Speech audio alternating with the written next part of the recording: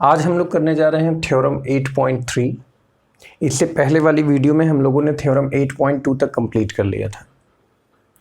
तो theorem 8.3 NCERT की जब आप बुक ओपन करेंगे, थ्योरम 8.3 लिखा हुआ है, if each pair of opposite sides of a quadrilateral is equal then it is parallelogram. मतलब हमें क्या प्रूव करना है? प्रूफ नहीं करना है, एक ऑब्जर्वेशन है, आप ऐसे समझ लीजिए। थ्योरम मीन्स होता है प्रमेय, यानी एक कथन है कि अगर ऐसा कोई क्वाड्रिलेटरल है।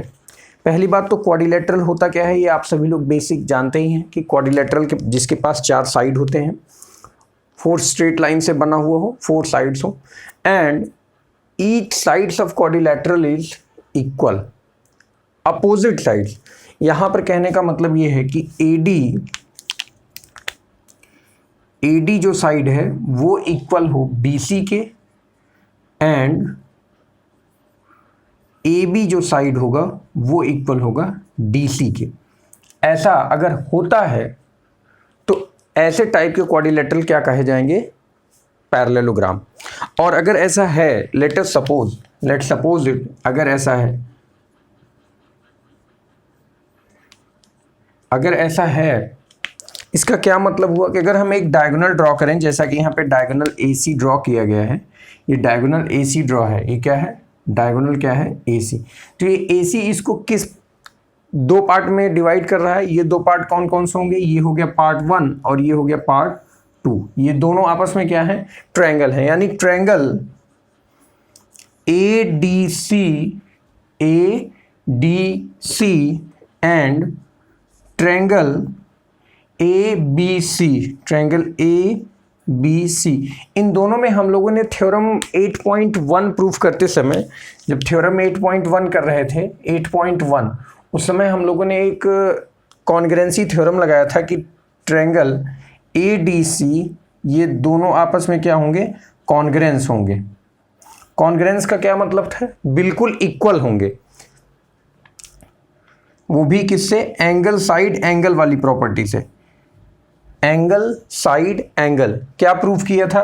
कि ये एंगल इस एंगल के बराबर होगा, यानी लेट अस से एंगल A और ये वाला एंगल B इक्वल्स टू किसके होगा? एंगल B के।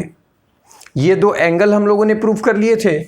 और साइड AC को हमने क्या कहा था? साइड AC क्या है? कॉमन है।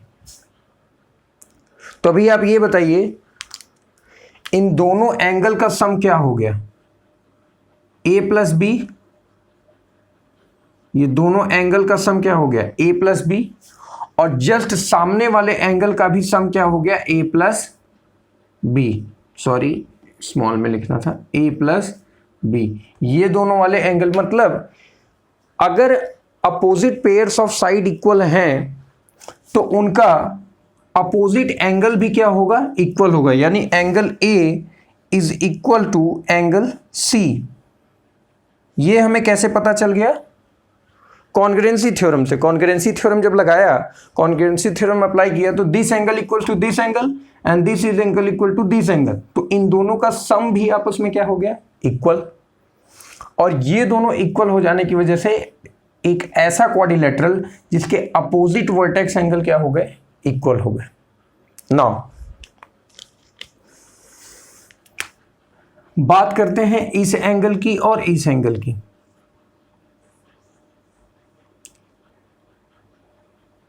ये दोनों एंगल, इनका भी नाम रख दीजिए। अब हम एक दूसरा डायगोनल बनाते हैं, ये वाला। अभी डायगोनल कौन सा बना हुआ है? DB। अब डायगोनल कौन है? DB। अगर डायगोनल DB है तो this angle late us say C must be equal to this angle, must be equal to angle C, and this angle D must be equal to angle D। ये कौन से theorem से लगा रहे हैं हम लोग? Alternate angle. अगर कोई 2 लाइन पैरेलल है और उसको कोई तीसरी लाइन इंटरसेक्ट करती है, तो this angle must be equal to this angle and this angle must be equal to this angle. Alternate angle की प्रॉपर्टी लगा रहे हैं। तो यहां पर देखेंगे तो ये हुआ ना अल्टरनेट एंगल, ये देखिए ऐसे बनाना। तो यहां पर भी क्या हुआ? C plus D angle C plus D equal हो गया इसके, यानी angle B must be equal to angle D. तो पैरेललोग्राम की हम लोगों ने प्रॉपर्टी क्या पढ़ी थी? पैरेललोग्राम की प्रॉपर्टी क्या थी कि parallelogram is a type of quadrilateral which have opposite pair sides are equal and parallel and their vertically opposite angles are equal. तो vertically opposite angles are equal, ये हमने किससे प्रूफ कर दिया? एक प्रॉपर्टी लगा के। कौन सी प्रॉपर्टी लगाई है? एंगल साइड एंगल कॉन्ग्रुएंसी की। तो यहां तक बात क्लियर हुई। तो एक ऐसा पैरेललोग्राम, एक ऐसा क्वाड्रिलेटरल जिसके अपोजिट साइड्स पैरेलल और इक्वल हों, ऐसे टाइप के क्वाड्रिलेटरल को हम कौन सा क्वाड्रिलेटरल बोलते हैं? पैरेललोग्राम। तो ये हमारा एक सिंपल सा थ्योरम था 8.3। इसमें मतलब ऐसी कोई बात नहीं है कि जो आपको मालूम नहीं है। ये हमने लास्ट थ्योरम 8.1 में किया था, 8.2 उसका कन्वर्स था और 8.3 हमने ये पढ़ लिया। अभी 8.4 और 8.5 भी इसी के जैसे ही हैं, ठीक है ना? तो उनका स्टेटमेंट हम लोग एक बार समझेंगे। तो थ्योरम 8.4 क्या है देखें। थ्योरम क्या है? बिल्कुल, अगर ये थ्योरम आपने कर लिया, थ्योरम 8.2 कर लिया, 8.1 8.2 हो गया, 8.3 हो गया, अब 8.4 और 8.5, ये पांचों थ्योरम कहने में एक जैसे ही हैं, बस घुमा फिरा के कहने वाली बात है। जैसे मान लीजिए दो भाई हैं ए एंड बी। अब ए बड़ा है और बी छोटा है, इसका भाई है, ए बड़ा भाई है और बी छोटा है। अभी ए को कहना हो बी से कि मैं तुम्हारा बड़ा भाई हूं, और यही बात बी कहे कि मैं आपका छोटा भाई हूं, तो दोनों में क्या सिमिलरिटी है? स्टेटमेंट अलग अलग है, मीनिंग तो वही है। ए बी का बड़ा भाई है और बी ए का छोटा भाई है। तो ये जो आपने थ्योरम पढ़ रहे हैं 8.1 8.2 8.3 4 5, ये सभी हैं एक ही चीज के बारे में, वो है क्वाड्रिलेटरल पैरेललोग्राम। ये पैरेललोग्राम की अलग अलग प्रॉपर्टीज को बता रहे हैं। अब उन प्रॉपर्टीज को आप आइडेंटिफाई करिए कि जो प्रॉपर्टीज इसमें बताया, जैसे इसमें क्या बताया गया? साइड्स पैरेलल हुए, इक्वल हुए, तो वो पैरेललोग्राम होगा। अच्छा, वैसा होने की वजह से हमने अभी क्या प्रूव किया कि जो अपोजिट वर्टेक्स एंगल हैं वो आपस में क्या आ गए? अपोजिट जो एंगल हैं वो आपस में क्या आ गए? इक्वल आते हैं। तो जरा थ्योरम 8.4 में देखिए क्या कहा गया है कि इन अ पैरेललोग्राम, मतलब अगर कोई पैरेललोग्राम है, क्वाड्रिलेटरल है, अपोजिट एंगल्स आर इक्वल, यानी अगर वो पैरेललोग्राम है तो उसके अपोजिट एंगल्स आपस में क्या होंगे? इक्वल होंगे। एक ऐसा क्वाड्रिलेटरल बनाया जाए और आपसे कहा जाए कि ये पैरेललोग्राम है।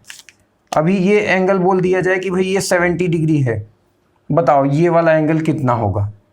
तो हमें अब ये बताने की जरूरत, एक एंगल पता है तो दूसरा कैसे निकाल सकते हैं? यहाँ पे तो क्वाड्रिलेटरल में 4 एंगल होते हैं, तो हम आराम से निकाल सकते हैं प्रॉपर्टी की हेल्प से। अगर ये 70 है तो ये भी क्या हो जाएगा? 70, क्योंकि हमें थ्योरम कौन हेल्प कर रहा है? 8.4। अब यहाँ पर ये दिक्कत है कि चलो ए बी सी डी, हमें ए और सी तो पता चल गया, बट डी और बी क्या होंगे? ये भी तो पता है कि ये भी तो वर्टिकली अपोजिट एंगल हुए, सॉरी अपोजिट वर्टेक्स एंगल हुए, तो ये भी आपस में क्या होंगे? इक्वल होंगे। Let us say x x, तो एंगल सम प्रॉपर्टी लगाइए, x plus x plus 70 degree, all are in degree, must be equal to what? 360 degree. This is angle sum property, ये तो सबसे पहले पढ़ाया था। तो x प्लस एक्स कितना हो गया? 2x, 70 plus 70 140 equal to 360। From here 2x equal to 360 minus 140, 360 में से 140 घटाएंगे कितना आएगा? 0 2 2 220 degree. From here you will get x equal to 110. If this is 110 then must be this is also equal to 110. तो ऐसे आपके सामने न्यूमेरिकल भी आएंगे तो उनको भी आप सॉल्व कर सकते हैं। तो ये हो गया theorem 8.4। Now read the theorem 8.5. This is also very simple. In a quadrilateral, if each pair of opposite angles are equal, each pair of opposite angles are equal, that quadrilateral is known as the parallelogram. तो ऐसे quadrilateral को हम क्या कहेंगे? Parallelogram कहेंगे. तो यानी theorem 8.1 2 3 4 5 ये बिल्कुल दिखने में, स्टेटमेंट में, इनका मीनिंग सबका एक जैसा ही. तो आज हम लोग 3 थ्योरम के बारे में पढ़े हैं. ये तीनों थ्योरम को आप अच्छे से रिवाइज करिए और इससे पहले वाली वीडियो में जो 8.12 कराया है, इन पांचों थ्योरम को आप एक जगह पे अच्छे से प्रॉपरली लिख के और इन्हीं थ्योरम्स का इस्तेमाल करके आप आगे आने वाले जो भी क्वेश्चंस होंगे एक्सरसाइज को भी, उनको भी सॉल्व कर पाएंगे. ठीक है ना? Okay, thank you so much. तो हम लोग इसके आगे वाले वीडियो में अभी डिस्कशन करेंगे.